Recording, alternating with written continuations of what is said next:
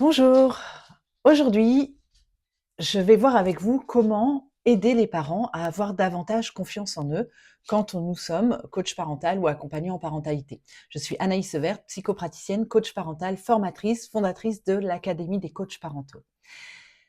Donc, en tant que coach parental accompagnant en parentalité, je pense qu'une de nos missions, c'est d'aider les parents à reprendre confiance dans leur rôle de parent, dans leur propre parentalité, dans leurs compétences parentales.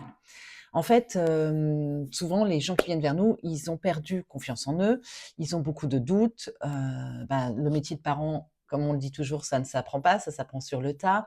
Ils ont plein de doutes, ils entendent et lisent des informations parfois contradictoires et ils reçoivent des avis non sollicités de tout le monde, de l'école, de leurs parents, de leur famille, de leur voisinage, enfin bref, on est abreuvé sans cesse de conseils divers et variés quand on est parent, si bien que parfois on ne sait plus à quel sein se vouer. Donc les parents qui viennent nous voir, ils ont souvent perdu confiance en eux, ils ont plein de doutes et donc notre mission, c'est pas de rajouter du doute, à mon sens. Notre mission, c'est de les aider à reprendre confiance en eux.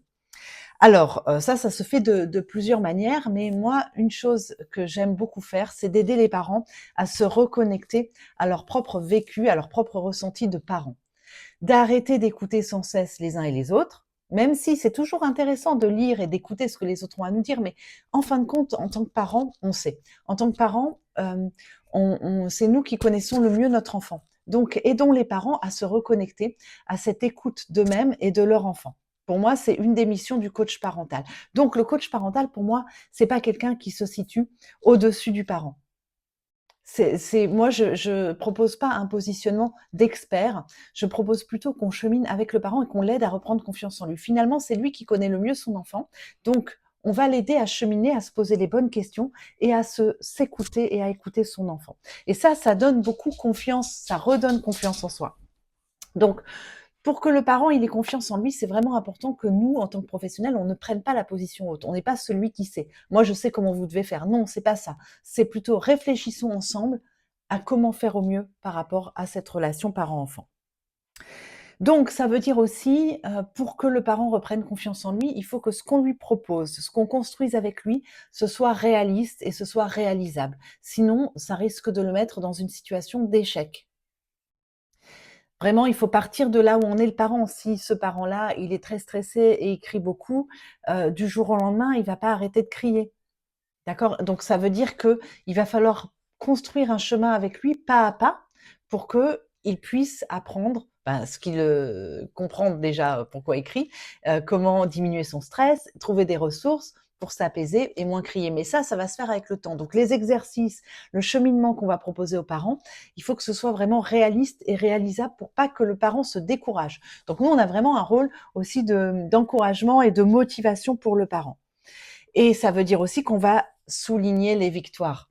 Hein, le parent, souvent, il doute beaucoup, il a perdu confiance en lui, on l'a vu, et donc il a tendance à voir aussi des fois tout en noir, le négatif. Donc nous, notre mission, c'est de traquer le positif et de lui rendre compte de ses victoires, de ses petites victoires, de ses petites réussites et de les célébrer ensemble, un peu comme on le fait avec nos enfants quand ils font des erreurs et quand ils se trompent. Eh ben, on va essayer de valoriser un maximum le positif. C'est comme ça qu'on apprend le mieux, c'est en étant valorisé, c'est pas en s'auto-flagellant, c'est pas en flagellant l'autre. Donc, ce qu'on fait finalement avec les enfants, nous, en tant que coach parental, on le fait avec les parents, de les valoriser, de les encourager un maximum. Ça peut paraître un peu simple, hein, ce que je vous dis là, mais en fait, je vois des fois des professionnels qui sont hyper tranchants, hyper jugeants, qui disent bah oui, il faut faire comme ça ou vous faites pas bien, etc. Pour moi, le non-jugement, la bienveillance, c'est la base d'un accompagnement. Sinon, on ne peut pas bien travailler, on ne va pas aider le parent, il va repartir avec encore plus de doutes et a priori, il reviendra pas nous voir, mais sinon, il va se sentir vraiment incompétent. Et les enfants, ils ont besoin de parents qui doutent pas toutes les 5 minutes, qui prennent confiance en eux. Et quand on a confiance en soi, on est aussi moins stressé, on crie moins et on est plus à l'aise, on a une relation plus fluide avec son enfant. Donc tout ça, c'est vraiment important. Donc dans notre métier, soyons vigilants à favoriser la confiance en soi du parent plutôt que le doute. Voilà, c'était mon message du jour. Si vous avez envie d'apprendre cette posture-là, bienveillante, non jugeante, et d'accompagner les parents avec efficacité et intégrité, eh bien, rejoignez-moi à l'Académie des coachs parentaux. La nouvelle formation démarre le 1er juillet 2025. Les infos sont sous la vidéo avec le programme détaillé et le dossier d'inscription. Je vous dis à bientôt.